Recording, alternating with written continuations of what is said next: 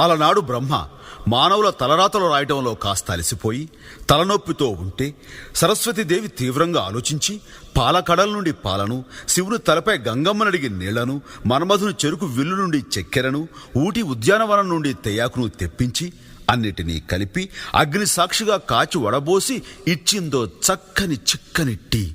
అది తాగిన బ్రహ్మ ఆనాటి నుండి ఈనాటి దాకా రెస్టు లేకుండా సృష్టి కొనసాగిస్తూనే ఉన్నాడు. అంత మహత్తున ఈ టీకి మరో పేరే ఛాయ్ మేరా భాయ్. ఈ ఛాయ్ చరిత్రను నోరారా చెబుతా, నోరూరేలా వినుకోవోయ్. ఆహా. ఆ